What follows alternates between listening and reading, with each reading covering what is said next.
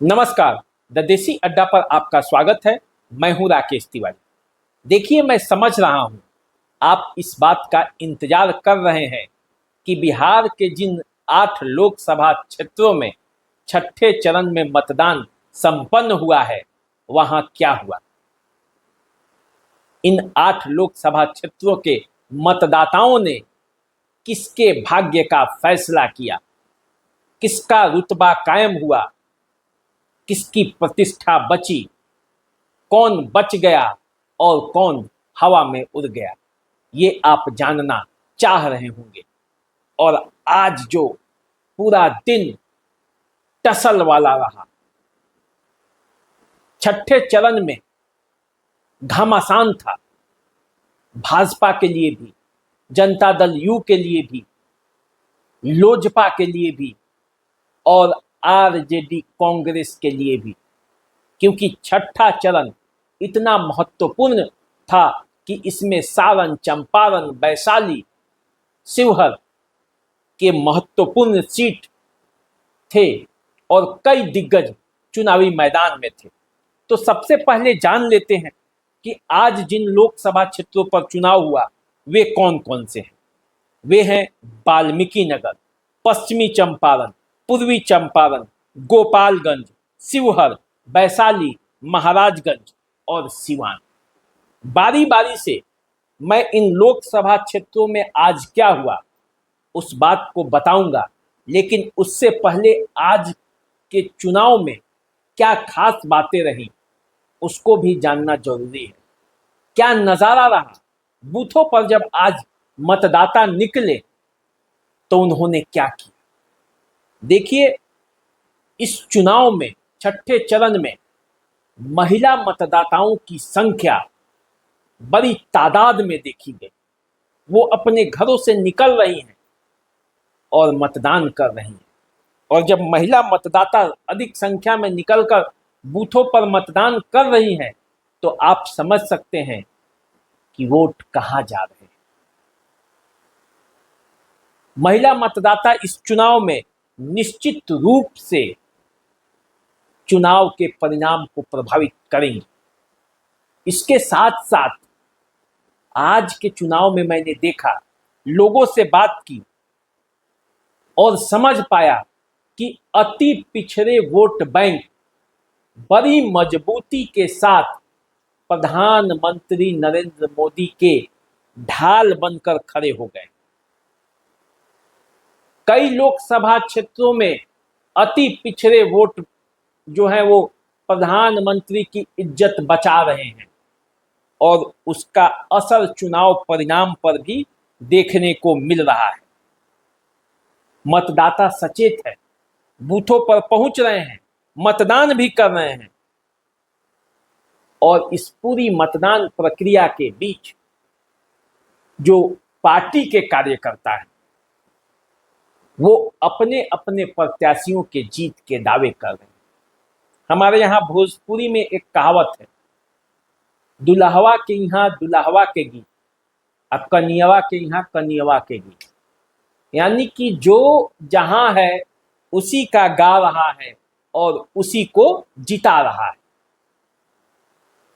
वोटों का समीकरण मिला रहा है, लेकिन यदि आप वोट परसेंटेज देखेंगे तो 3 बजे तक लगभग 45% से अधिक वोट पड़ चुके थे इन 8 लोकसभा क्षेत्रों में।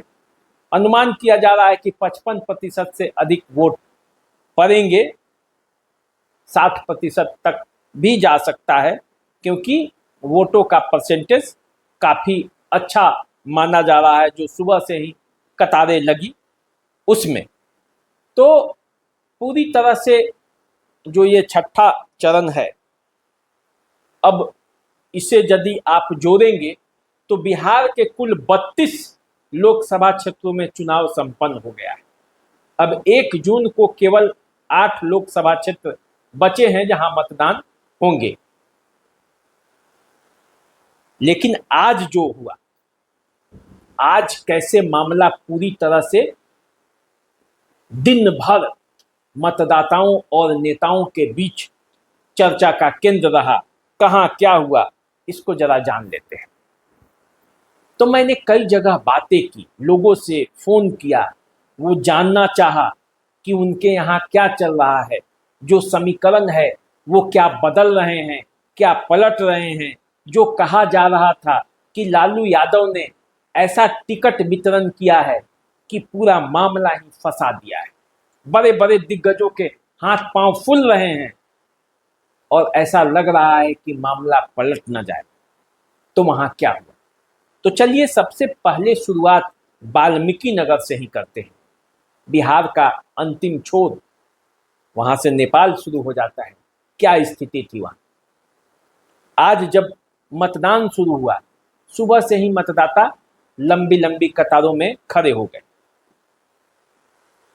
वाल्मीकि नगर से सुनील कुमार कुशवाहा जदयू के प्रत्याशी के तौर पर चुनावी मैदान में हैं और दीपक यादव को आरजेडी ने वहां से चुनावी मैदान में उतारा है।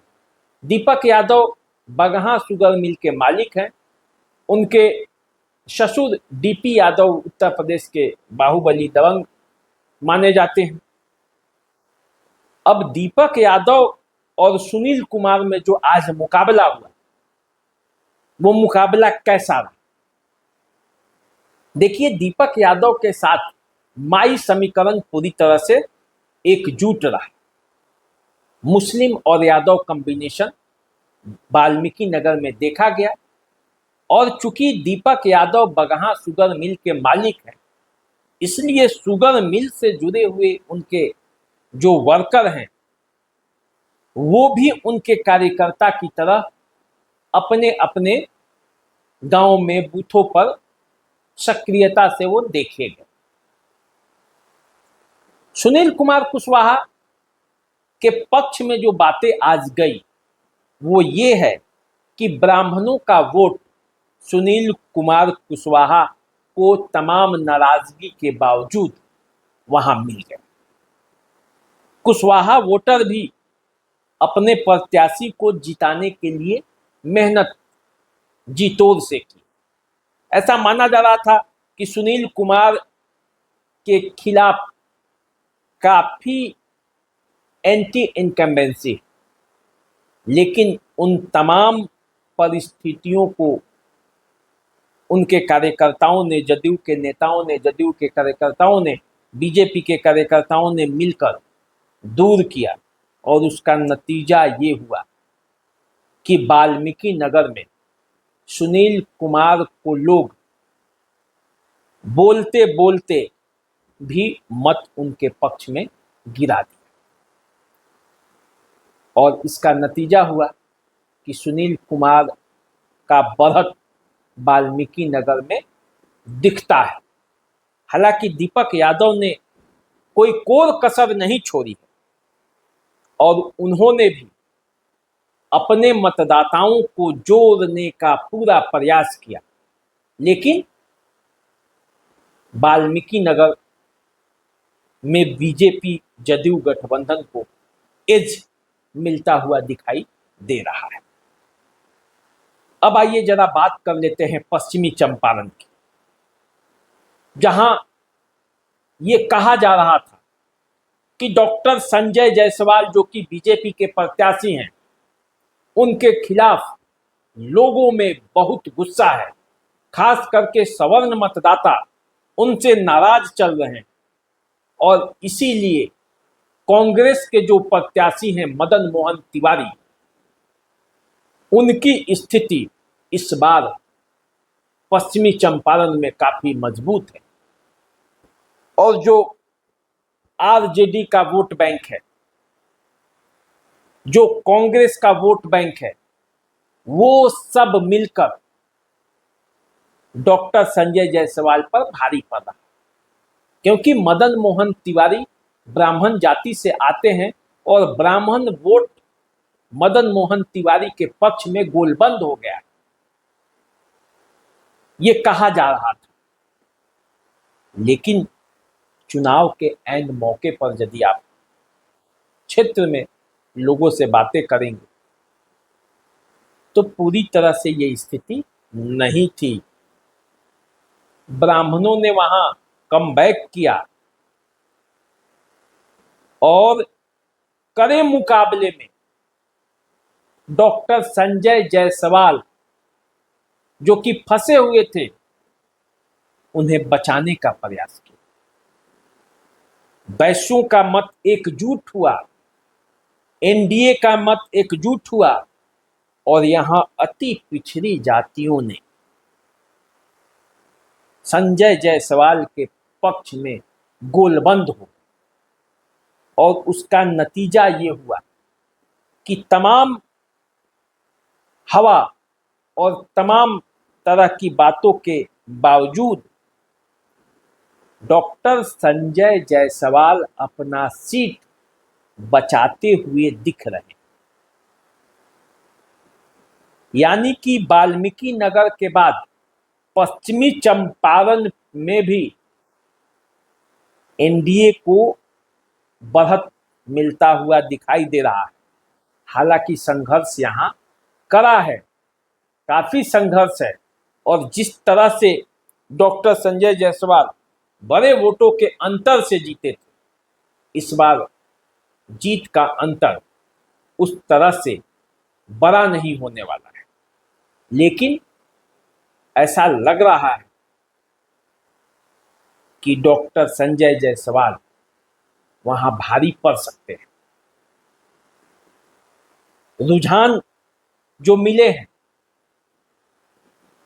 और डॉक्टर संजय जायसवाल ने दावा भी किया है कि वे भारी मतों से वो जीतेंगे, लेकिन कुल मिलाकर देखा जाए तो वहां लड़ाई कांटे की।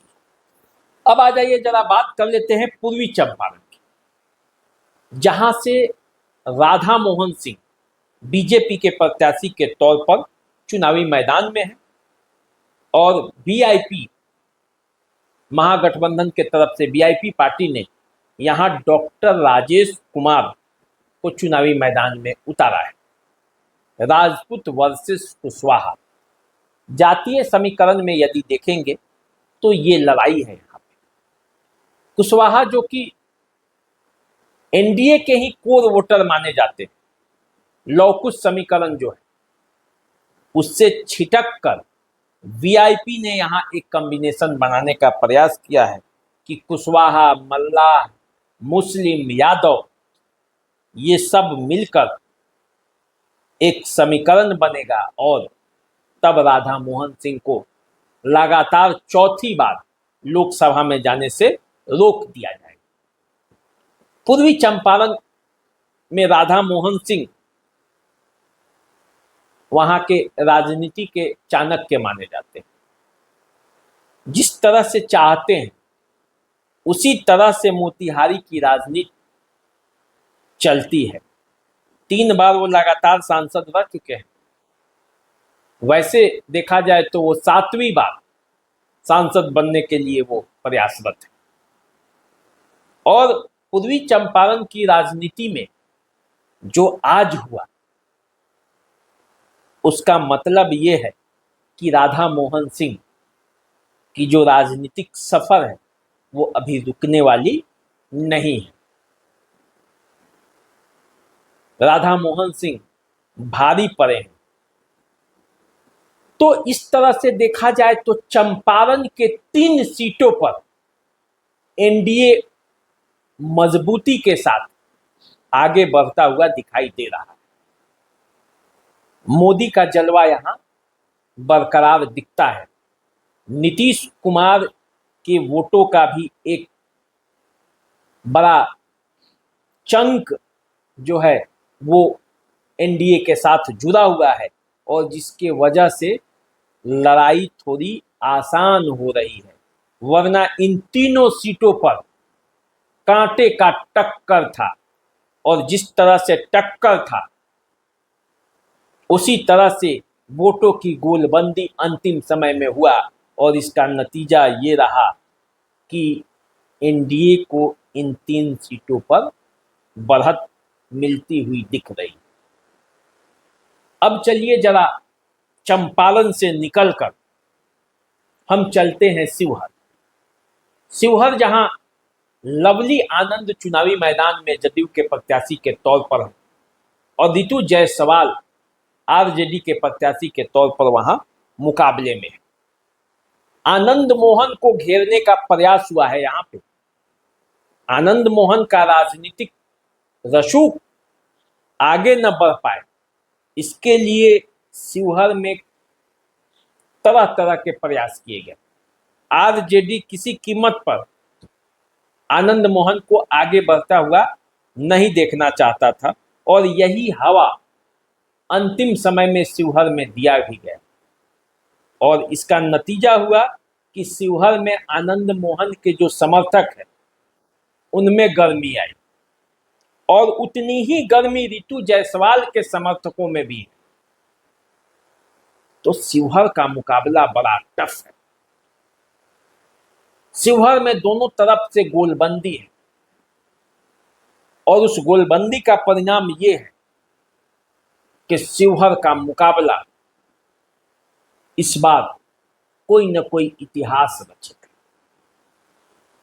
क्योंकि शिवहर से जो जीतेगा इस बार वो कड़े मुकाबले में जीतेगा। शिवहर का जो समीकरण इस बार ऐसा बैठा है जहां रितु जायसवाल चुनावी मैदान में उतरी हैं और एनडीए के वैश्य मतों को भी उन्होंने अपने पाले में करने का प्रयास किया। वैश्य मत जो है वो बड़ी भूमिका निभाएंगे शिवहर के चुनावी परिणाम में। और रमा देवी यहां से कई बार सांसद लगातार रहती रही हैं। इस बार बीजेपी ने उनका टिकट काटा।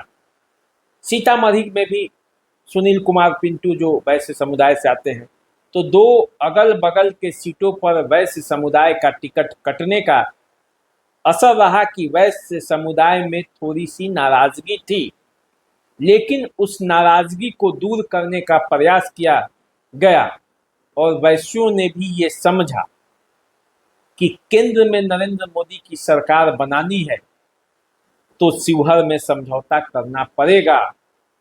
जब तक तीर जीतेगा नहीं तब तक वहां कमल खिलेगा नहीं।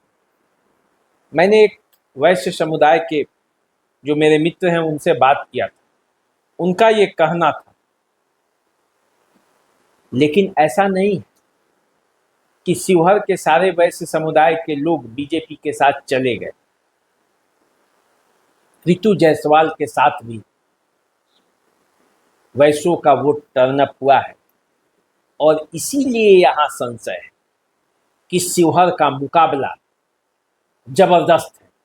शिवहर में जबरदस्त फाइट है और आपको 4 जून तक इंतजार करना पड़ेगा कि आखिर शिवहर का जो रिजल्ट है वो कहां जाता है।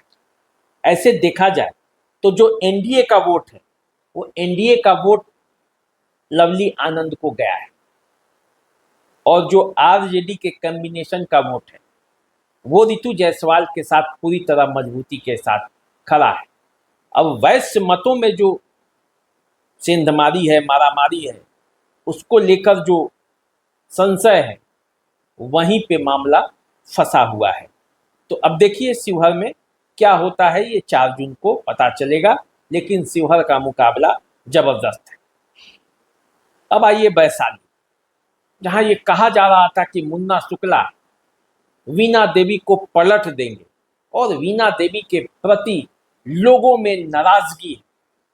ये सही बात है, वीणा देवी के प्रति लोगों में नाराजगी है, आज भी है और वोट देते समय भी लोग नाराज थे। लेकिन ऐसी बात नहीं है कि वीणा देवी लड़ाई से पूरी तरह बाहर चली गई। वीणा देवी के समर्थक और एनडीए के समर्थक अंतिम समय तक वीणा देवी के साथ खड़े रहे और वीणा देवी की मजबूती का एक कारण ये भी है कि हर बूथ पर, हर वर्ग में वीणा देवी के वोट थे। आज जब मतदान हो रहा था तब मुन्ना शुक्ला के पक्ष में भी लोगों ने बड़ी मजबूती के साथ मतदान किया और वैशाली की लड़ाई ये थी कि इस बार वीणा देवी को हराकर मुन्ना शुक्ला को चुनावी मैदान में जिताना है और वैशाली को भूमिहारों का एक वर्चस्व वाला क्षेत्र बनाना है। लेकिन लड़ाई वहां काफी, जो लोग वीणा देवी से नाराज थे वो भी अंतिम समय में वीणा देवी के पक्ष में होते हुए दिखे और इसीलिए वीणा देवी लड़ाई में लौटी है। मुकाबला तो वहां कड़ा है। मुन्ना शुक्ला ने तो समा बांधा है और उस समा बांधने का नतीजा ये हुआ कि ऐसा लग रहा था कि वीणा देवी इस बार पलट जाए। लेकिन वो अति पिछड़े वोट बैंक जो है, जिसे मैं चुप्पा वोटर भी बोलता हूं, उन्होंने जो जिस तरह से इस छठे चरण में अपना रुख अख्तियार किया है, उससे ऐसा लगता है कि चुनाव का समीकरण जो है वो पूरी तरह से बदलने वाला है और जो दाव खेला गया था उस दाव पर थोड़ा ब्रेक लग रहा है। लेकिन वैशाली में भी मुकाबला जबरदस्त है। तो वैशाली और शिवहर ये दो लोकसभा क्षेत्र ऐसे हैं जहां मुकाबले को मैं मानता हूं कि जबरदस्त मुकाबला है और यहां जीत और हार का अंतर कम रहने वाला है। जीते कोई हारे कोई, अंतर जो है वो कम रहेगा। अब आइए बात करते हैं महाराजगंज, जहां मैंने कई लोगों से बातें की, गांव गांव में हर वर्ग के, हर जाति के अलग अलग लोगों से बात किया, कुछ पत्रकारों से भी बात की और ये समझने का प्रयास किया कि महाराजगंज में जो लड़ाई कुल और फुल की थी, महाराजगंज में जो लड़ाई कट्ठा और बीघा की थी और महाराजगंज में जो लड़ाई ये थी कि अभी नहीं तो कभी नहीं, वो लड़ाई कहां तक पहुंची। क्या जनार्दन सिंह सिग्रीवाल का किला जो है वो ढह गया या बचा? क्या हुआ महाराजगंज? इस बात की जब मैंने जानकारी ली तो पता चला कि 80 से 85% तक वोट कुल के, यानी कि आकाश प्रसाद सिंह के स्वजातीय वोट उनके पाले में चले गए। मुकाबला भी जबरदस्त रहा। लेकिन जनार्दन सिंह सिग्रीवाल के लिए राहत की बात यह है कि उनके राजपूत वोट एकजुट रहे, ब्राह्मण वोट उनके पक्ष में एकजुट रहे, वैश्यों का वोट निश्चित रूप से उनके पक्ष में गोलबंद रहा और अति पिछड़ी जातियों ने तो कमाल ही कर दिया। अति पिछड़ी जातियों का वोट भी सिग्रीवाल को मिला। सिग्रीवाल को कहीं डेंट लगा तो वो कुशवाहा वोट, कुशवाहा वोटों में जनता बाजार के आसपास खास करके कुशवाहा वोटों की नाराजगी थी सिग्रीवाल से और उसका कारण था सीमान लोकसभा क्षेत्र, जहां कुशवाहा कैंडिडेट है और वहां राजपूत वर्ग के मतदाता को माना जा रहा है कि वो हिना साहब के साथ थे और इसीलिए कुशवाहा यहां सिग्रीवाल से नाराज थे। लेकिन जो समीकरण है, जो वोट है, उस लिहाज से यदि देखा जाए तो जनार्दन सिंह सिग्रीवाल के वोटर निकले भी और मतदान भी किया। आकाश प्रसाद सिंह के भी वोटर इस बार निकले हैं, उन्होंने भी मतदान किया है। पटना से भी लोगों ने जाकर 150 किलोमीटर दूर से जाकर आकाश प्रसाद सिंह के पक्ष में मतदान किया है। मेरी जानकारी में 300 के आसपास वोटर पटना से गए और जाकर वोट दिया। तो देखा समझा जा सकता है कि इस बार हवा किस तरह की महाराजगंज में थी। महाराजगंज को लेकर मैं आपको एक और वीडियो लाऊंगा जिसमें सभी समीकरण को बताऊंगा और कैसे किस तरह से क्या हुआ वो भी बातें बताऊंगा।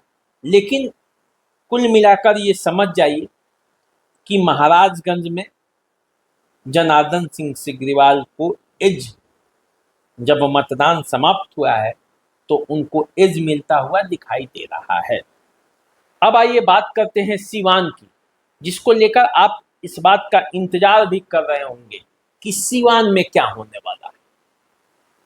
सीवान जो कि निर्दलीय प्रत्याशी हिना साहब के चलते यहां मुकाबला दिलचस्प हो गया है।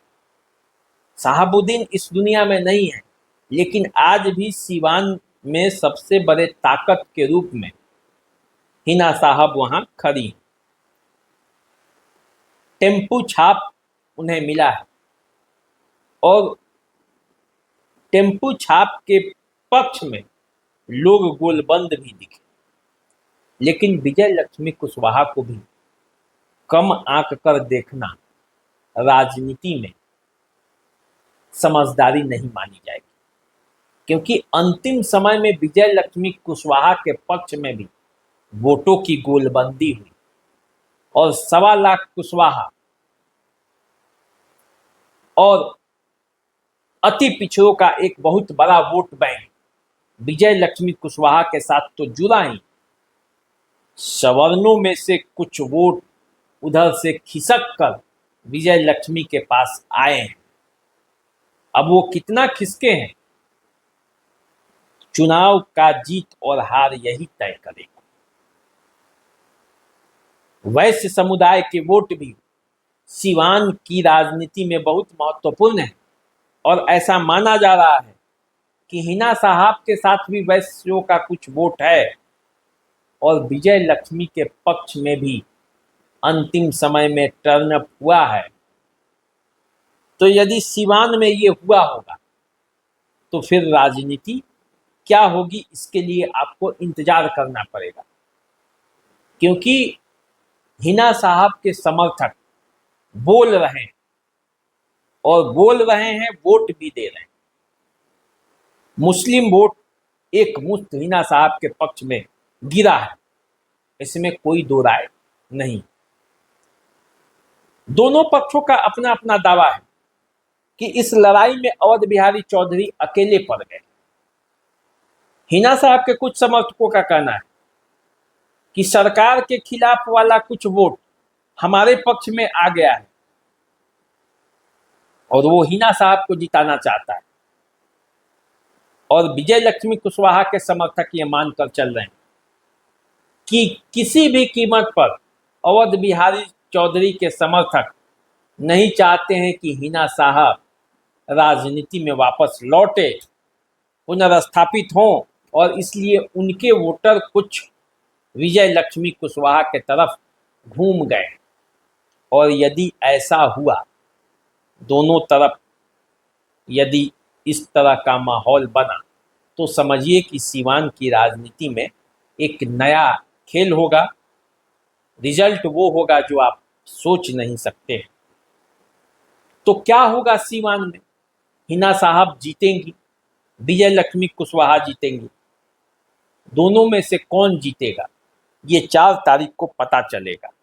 लेकिन सीवान की जो लड़ाई है वो काफ़ी ज़बरदस्त है और ऊपरी तौर पर ये लग रहा है कि हिना साहब को वहाँ एज है, हिना साहब वहाँ बढ़त बनाए हुए हैं। लेकिन इस बढ़त के पीछे अंदर जो है कि चुपचाप तिरछा, ये वाला जो मामला है, ये यदि हो गया होगा तो फिर सीवान में जो है परिणाम कुछ अलग होंगे। लेकिन राजनीति के जानकार, राजनीतिक कार्यकर्ता ये मानकर चल रहे हैं, वो इस बात को बता भी रहे हैं कि जो हवा का रुख है, जो दिख रहा है, वो ये दिख रहा है कि सीवान में हिना साहब बड़ी आसानी से चुनाव अपने पक्ष में कर सकती हैं, उनको एज वहां मिल सकता है। तो देखिए क्या होता है। 4 तारीख को जब मतगणना होगा और इन लोकसभा क्षेत्रों के बारे में जब परिणाम आएगा, तब हम सभी जान पाएंगे कि वास्तव में यहाँ हुआ तो क्या हुआ। लेकिन हमारे सूत्रों से जो जानकारी मिली वो मैंने आपको दिया। हो सकता है कि परिणाम कुछ अलग हो, लेकिन ये हमारे अपने सूत्रों के जानकारी के आधार पर मैंने परिणाम की घोषणा नहीं की है। लोगों से जो जानकारी मिली है तो उस जानकारी के आधार पर अपने राजनीतिक समझ से ये मैंने आपको बातें बताई हैं। तो आप अपने हिसाब से इस परिणाम को ले सकते हैं, इसमें मुझे कोई ऐतराज नहीं है। आप क्या सोचते हैं, आपके नज़र में इन क्षेत्रों में चुनाव परिणाम कहाँ जा रहा है? आप अपना कमेंट दीजिए, आप लिखकर बताइए कि वास्तव में वहाँ आपके नज़र में क्या हो रहा है। चैनल को सब्सक्राइब कर लीजिए, फेसबुक इंस्टाग्राम पे हमें फॉलो कीजिए। आप हमसे जुड़े रहिए। महाराजगंज और सीवान पर मैं और वीडियो लेकर आऊँगा। तब तक ये और स्पष्ट भी हो जाएगा कि इन क्षेत्रों में हुआ तो क्या हुआ, क्योंकि तब वोटिंग परसेंटेज क्लियर मिलेगा, लोगों से बातें और फीडबैक और क्लियर तरीके से छनकर आएगी और तब हम फिर आपसे मिलेंगे। अभी दीजिए इजाज़त, नमस्कार।